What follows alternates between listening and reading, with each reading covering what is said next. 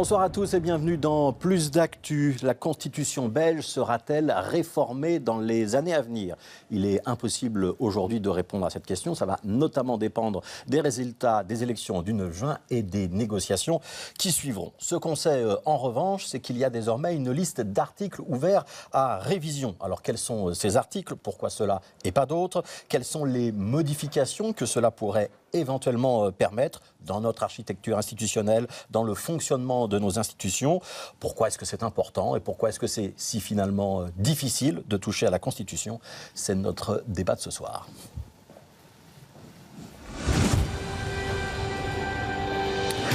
Voilà, sur notre plateau, nous accueillons deux professeurs de droit constitutionnel. Céline Romainville, bonsoir. Bonsoir. Vous êtes professeure de droit constitutionnel à l'UC Louvain. Et Anne-Emmanuelle Bourgault, vous êtes professeure à l'Université libre de Bruxelles ainsi qu'à l'Université de Mons. Merci à toutes les deux d'être sur ce plateau. On va essayer de soulever un petit peu le moteur et de voir comment fonctionne la démocratie avec vous. Et on prévient tout de suite, ce ne sera pas rébarbatif. On va être le plus pédagogique possible. Avant de vous donner la parole, un petit détour pour commencer par la Chambre des représentants. C'était mercredi dernier, c'était le 8 mai. Il est à peu près 18h et c'est l'heure du vote. Début du vote sur l'article 195.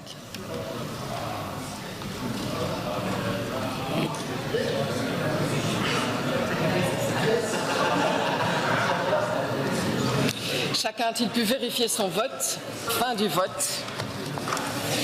142 votants, 123 pour, 2 contre, 17 abstentions. L'article 195 est également approuvé en termes de révision. Ceci clôture les votes concernant les articles ouverts pour révision de la Constitution.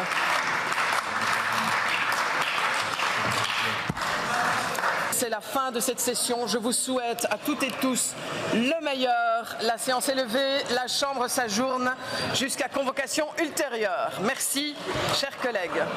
Anne-Emmanuelle Bourgault, on vient de voir un moment un petit peu solennel, le vote des articles ouverts à révision de la Constitution. C'est avec ça qu'on met habituellement un terme à une législature, hein.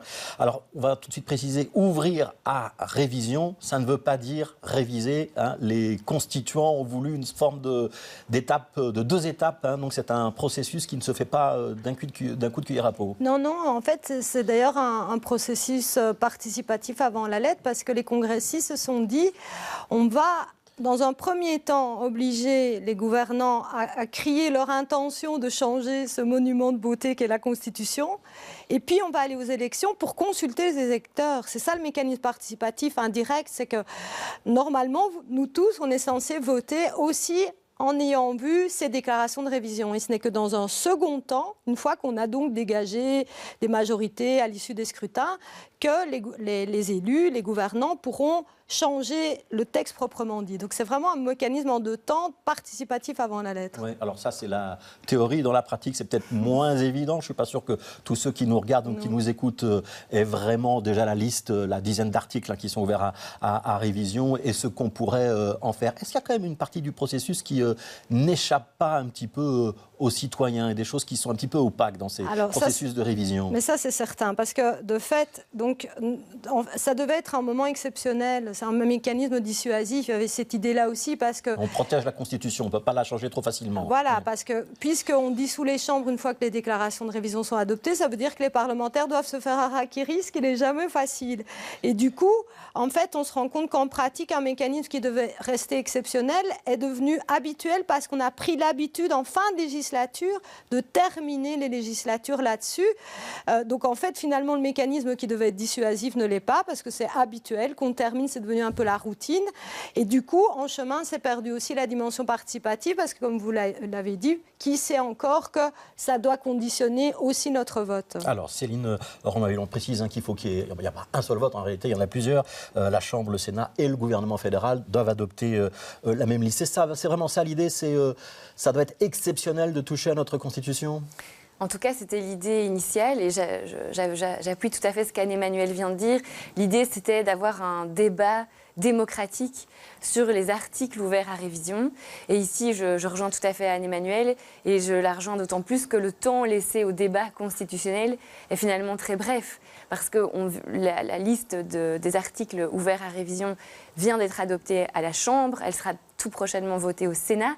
mais il ne reste que quelques jours en réalité avant les élections. Donc en réalité, ça vide de sa portée l'idée d'un débat démocratique avant la révision proprement dite. Ouais, donc ça ne descend pas jusqu'au niveau du citoyen, pour le dire autrement. La suite du processus, imaginons donc qu'on veuille changer la Constitution dans la prochaine législature, qu'il y ait une majorité qui se dégage pour cela, ce sera toujours un vote des 2/3. Exactement. Pourquoi est-ce qu'on protège autant ce texte constitutionnel, ce monument de beauté, pour reprendre à Emmanuel Bourgault, cette vieille dame, comme disait Francis Delperré? Exactement, mais donc c'est tout à fait cette idée-là. La Constitution, c'est la norme fondamentale, c'est le fondement, le soubassement à partir duquel se développent les institutions et dans lequel aussi sont reconnus les droits des citoyens. Ouais. On a peur que si on change trop facilement la Constitution, on puisse faire un coup de force? Voilà, tout à fait. L'idée du constitutionnalisme, la théorie qui accompagne la Constitution, je vais être brève ici, mais c'est de protéger au maximum les principes fondamentaux sur lesquels repose l'état de droit démocratique, en les mettant en fait hors de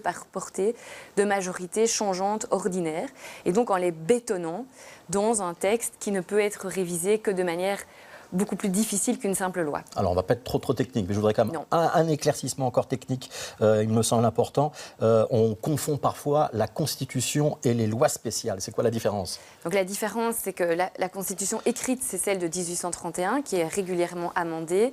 Les lois spéciales, c'est une catégorie de lois qui ont aussi une majorité renforcée par rapport à une loi ordinaire, puisque c'est une majorité également des 2/3, et en plus, il faut la majorité dans chaque groupe linguistique. Exactement, tout à fait. Mais c'est des lois donc, qui ont un statut quasi constitutionnel, mais juste en dessous de la Constitution. Et on va trouver là-dedans, par exemple, l'organisation, le financement des régions et des communautés. Par exemple, si on veut toucher à l'organisation de la région bruxelloise, il faudra toucher aux lois spéciales. On a donc un débat qui va pouvoir s'ouvrir. Anne-Emmanuelle Bourgault, vous êtes plutôt du genre à dire, parce qu'on a déjà eu des débats avec vous, il faut pouvoir la bousculer, la nettoyer, la moderniser un petit peu, cette Constitution. Le fait qu'il y ait une liste relativement ouverte, cette fois-ci, c'est une bonne nouvelle pour vous? Mais écoutez, c'est une bonne nouvelle déjà qu'il y ait une déclaration de révision, adoptée maintenant par le roi à la Chambre, et on attend le Sénat le 17. Donc ça, c'est une bonne nouvelle, très certainement. Et ici, je pense que c'est un peu le verre à moitié plein, à moitié vide, parce que c'est mieux que sous la dernière législature, où à la dernière minute, le gouvernement avait cadenassé totalement le débat constitutionnel en adoptant une dizaine d'articles à la va-vite. Alors là, c'était vraiment, vraiment un verrouillage de tout débat et de toute réflexion pour le futur. Ici, c'est mieux parce qu'on a quand même vraiment une trentaine de chantiers qui pourraient être menés avec des choses... Alors là, vraiment intéressante en termes notamment de démocratie participative. On va y venir. Voilà. Mais à la fois, là c'est pour la partie vert plein. La partie vert vide, c'est que les débats, et Céline Romainville en parlait, les débats, c'était vraiment, ça s'est fait selon un timing, mais mission impossible, quoi, parce qu'ils avaient 5 ans pour discuter de ça.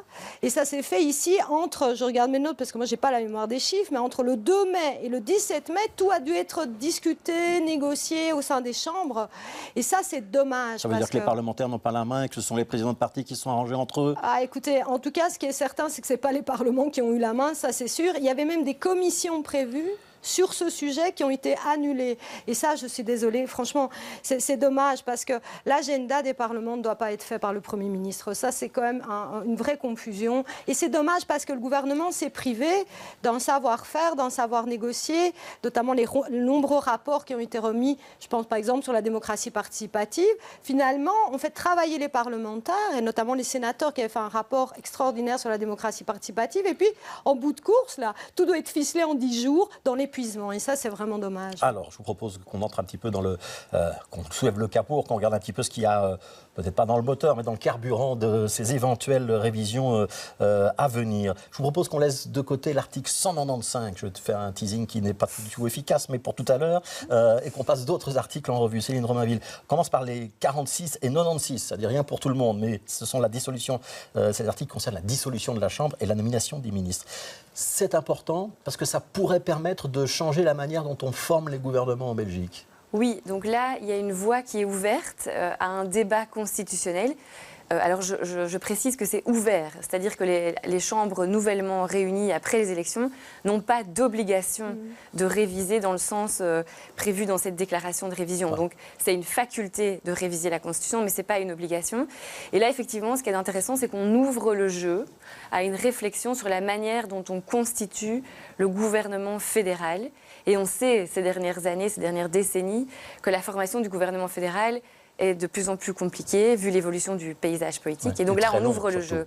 Et donc ça veut dire quoi? C'est quoi qu'il y a derrière? On pourrait imaginer, par exemple, qu'on dise après les élections, on a 6 mois et sinon on revote, ou il y a un processus de désignation d'un formateur qui pourrait être différent. C'est ça qu'on pourrait mettre derrière cette révision? Il y a de très nombreuses formules. Elles ont d'ailleurs été explorées par une commission mixte Chambre-Sénat qui a longuement travaillé, qui a fait venir pas mal d'experts sur la manière dont on pourrait revoir la procédure de formation du gouvernement fédéral. Il y a imposer un délai, prévoir une dégressivité des financements des partis politiques au fur et à mesure du temps qui s'écoule.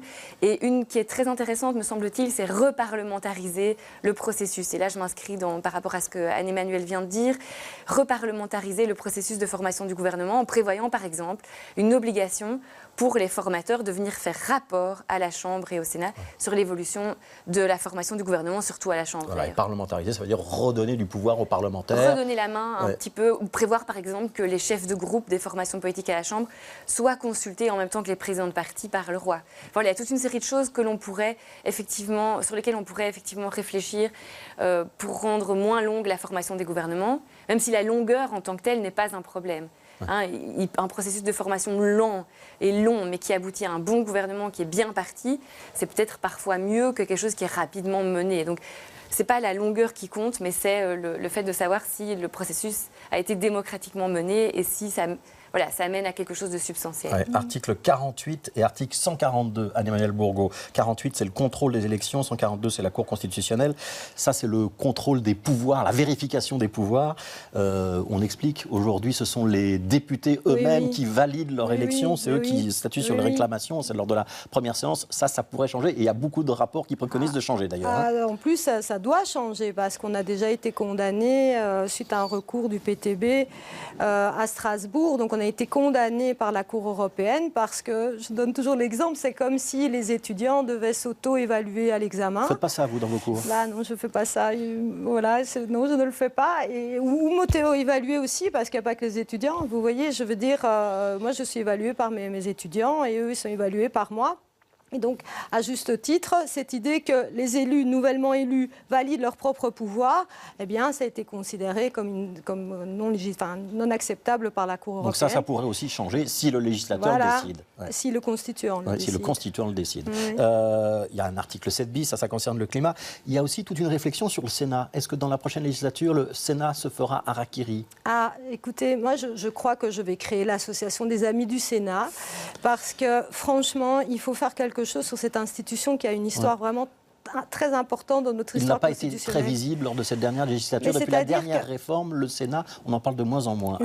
En fait, c'est pas ça. Je vais vous dire, il y a une chose qu'on doit arrêter en Belgique, c'est qu'on pourrit une institution de l'intérieur, on ne lui donne pas les moyens d'exister, et puis en fin de législature, on dit regardez, il ne sert à rien, il faut le supprimer. Et ça, c'est inacceptable. Parce qu'en fait, ce qu'on a fait à la 6e réforme de l'État, c'est qu'on a privé le Sénat d'avoir, tout simplement d'exister. On lui a enlevé les moyens sur lesquels il existait. Par exemple, je pense les grands débats éthiques, bioéthiques qu'il a tenus, où le Sénat s'était démarqué, ou même en matière internationale, on lui a enlevé ça, alors qu'il se démarquait. On lui a supprimé l'élection directe aussi. Je pense qu'on est le seul pays au monde, quand on supprime une élection directe, personne ne s'en rend compte. C'est important de garder un système bicaméral, donc 2 chambres. Moi, je suis absolument persuadée, surtout maintenant, parce qu'il y a 2 avantages au bicaméralisme. Il y a cette idée 2 chambres, quand même, ça renforce le Parlement, encore et toujours. Mais il y a aussi, je pense maintenant, ces demandes citoyennes, et le Sénat serait tout indiqué pour recevoir, être le réceptacle, la caisse de résonance de ces aspirations citoyennes. Oui, Céline Romainville, on doit sauver le Sénat. Vous allez rentrer dans l'association d'Anne-Emmanuelle Bourgault. Alors en tout cas, je pense qu'il faut une réflexion sur les fonctions, donc le rôle en fait que joue une 2e chambre, et particulièrement dans un État fédéral. Et là, ce qu'on a un petit peu loupé, c'est qu'on a loupé le coche d'un vrai Sénat des entités fédérées. Et quand on regarde dans les États fédéraux, en réalité, l'Allemagne, les États-Unis, la vaste majorité des États fédéraux ont une deuxième chambre qui a un rôle vraiment fondamental, qui représente les entités fédérées. Donc qui les est régions et les communautés chez nous. Tout à fait, avec une représentation d'ailleurs qui n'est pas démographique. Hein. Aux États-Unis, c'est le plus radical, c'est 2 sénateurs par État. Donc là, il n'y a carrément pas de lien avec la composition démographique. Mais on pourrait prévoir quelque chose de plus entre deux.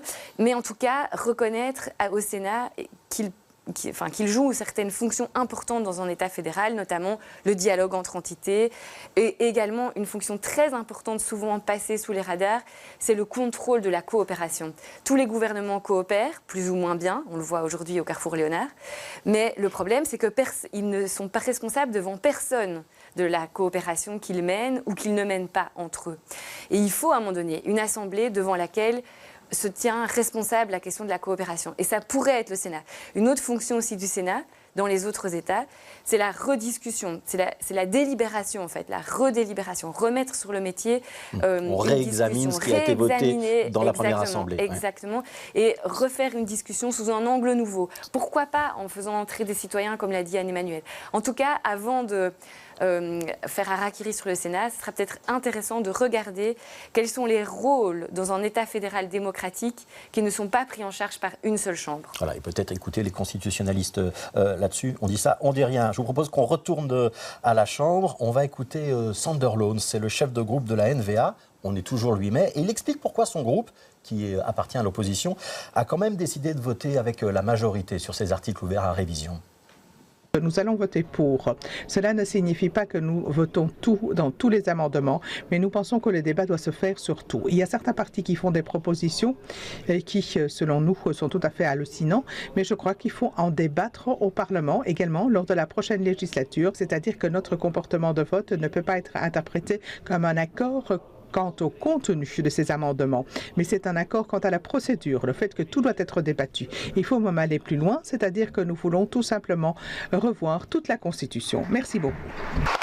Alors, on va rentrer sur ce fameux article 195 qui permet finalement de revoir le mécanisme avec lequel on change la Constitution. Est-ce qu'il est exact, Céline Dromainville, de dire si on ouvre l'article 195, finalement on ouvre toute la Constitution? Ou est-ce qu'on va un peu vite en disant ça? Non, c'est exact. En réalité, comme vous l'avez bien dit, cet article prévoit la manière dont on peut réviser la Constitution.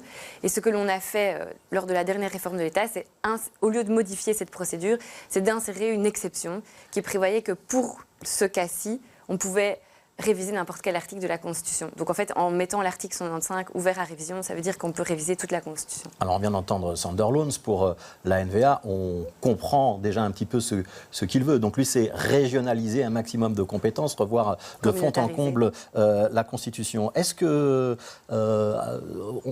c'est envisageable? Est-ce qu'il est possible de régionaliser facilement, de faire une nouvelle réforme de l'État facilement, une fois qu'on a cette nouvelle liste d'articles ouverts à révision? Donc une réforme de l'État en profondeur qui irait vers le confédéralisme tel que proposé par la NVA, il faudrait réviser un certain nombre de dispositions dans la Constitution et dans les lois spéciales, et à chaque fois il faut réunir une majorité des 2 tiers. Donc il faudrait une sacrée majorité derrière Ça veut dire que là, on a ouvert le champ des possibles et on va voir si le champ politique est praticable. On a ouvert le champ des possibles et je crois que c'est important de l'avoir ouvert parce que ça ne sert à rien de mettre la marmite sur le communautaire.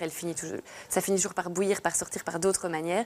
Il vaut mieux que le débat se mène de manière démocratique dans les institutions où il est censé être mené plutôt que par des chemins de traverse souvent périlleux et incertains. Ouais, c'est ça le grand enjeu pour les partis politiques, en tout cas pour les partis néerlandophones, c'est de pouvoir rediscuter de régionalisation et de réforme de l'État en grand. Écoutez, c'est difficile de parler de tous des partis politiques néerlandophones comme s'ils étaient un, mais c'est certain que par exemple 195, si on se rappelle, c'était vraiment dans le collimateur de la NVA qui avait reproché à la majorité 2014-2019 qui disait qu'il y avait un accord secret pour avoir 195. Vous voyez, c'est comme si c'était My Precious du Seigneur des Anneaux, quoi. Il faut avoir 195. Alors quand on voit ça fait un peu peur parce qu'on se dit que de la part de nationalistes flamands, c'est pas anodin. Bien sûr qu'ils veulent atteindre, parce que comme Céline Dromainville l'a dit, quand vous changez la manière dont on change, vous pouvez en fait atteindre tout potentiellement. Mais après, une fois encore, même si c'est le plan des nationalistes flamands d'atteindre toute la Constitution, et d'ailleurs ils le disent, je suis tout à fait d'accord avec Céline Romainville, il faut arrêter en Belgique de fonctionner sur les peurs, parce que d'abord, on l'a dit, pour réviser en dur, il faudra quand même les 2 tiers. Donc même si les nationalistes flamands sont donnés, comment dire, de manière très vigoureuse au lendemain des élections, ça n'atteint pas les 2 tiers. Et puis par ailleurs, ce qui, à mon avis, et on est d'accord là-dessus, ce qui pourrit, mais alors de l'intérieur la Belgique, c'est la peur du débat, le refus du débat, et notamment sur 195, encore une fois, je crois qu'il y a là vraiment une belle opportunité de concevoir cette révision de la Constitution, donc la manière dont on adopte nos normes constitutionnelles ensemble, de manière beaucoup plus participative que ce n'est le cas, et en fait, d'une certaine manière, on renouerait avec cet objectif participatif des origines, mais il faudrait le moderniser. Ouais, vous croyez à la possibilité d'un débat politique ouvert, transparent et pas un accord négocié aux petites heures entre 4 présidents de parti à l'écart des regards indiscrets? Céline Romainville. Voilà, j'ai pas de boule de cristal. En tout cas, il y a des propositions solides qui sont sur la table. J'en ferai juste référence pour terminer à une qui émane de Hugues Dumont. Et lui, ce qu'il propose, c'est de, une fois les élections passées, que la Chambre et le Sénat révisent l'article 195 pour créer en fait une assemblée spécifique destinée à régler la question institutionnelle. Donc là, une vraie assemblée constituante. Une vraie assemblée constituante, mais au sens vraiment fondamental du terme. Et là, il y aurait des élections, mais qui ne concerneraient que l'enjeu institutionnel, de telle sorte à ce que les citoyens se prononcent pour une fois clairement, de manière transparente, sur l'avenir institutionnel et les différents scénarios institutionnels qui sont sur la table. Et je pense que c'est préférable ça, plutôt que les chemins de traverse ou les réformes de l'État qu'on appelle latentes, donc au coup par coup, on fait passer des petites choses qui, mises ensemble, tout accumulées, en fait, aboutissent à une vraie réforme de l'État sans le dire. Est-ce que ce sont vraiment les parlementaires qui ont le pouvoir, Emmanuel Bourgault, ou est-ce que ce sont les présidents de parti qui décident de réformer la Constitution? Alors, c'est pour le moment les présidents de parti, mais par ailleurs, les présidents de parti doivent comprendre qu'ils doivent ouvrir le jeu s'ils veulent sauver à la fois la Belgique et sauver la démocratie, parce que cette manière de faire, digne, à mon avis, de l'ancien régime, n'est pas acceptable et n'est plus acceptée. Et en plus, on a un moyen, pour rebondir sur ce que ma collègue a dit, c'est que dans l'indifférence d'ailleurs assez générale, le Sénat s'est doté d'un moyen de créer des panels citoyens. Donc on pourrait très bien... vous voyez, penser de manière participative sur le participatif, je m'explique, on pourrait très bien faire un panel citoyen au sein du Sénat qui réfléchit à comment on voudrait... Ça pourrait intéresser les citoyens, ça, Céline Romainville, vous y croyez? En tout cas, je suis persuadée qu'il faut que les citoyens, et les citoyens aussi en tant que collectif, par exemple les Bruxellois, à un moment donné, il faut que les Bruxellois, en tant que Bruxellois, soient consultés sur l'avenir institutionnel de la Belgique.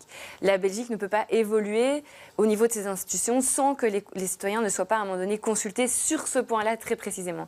Or, ce que l'on constate, c'est quand même une tendance à faire passer des réformes de l'État en stummeling ou sans le dire.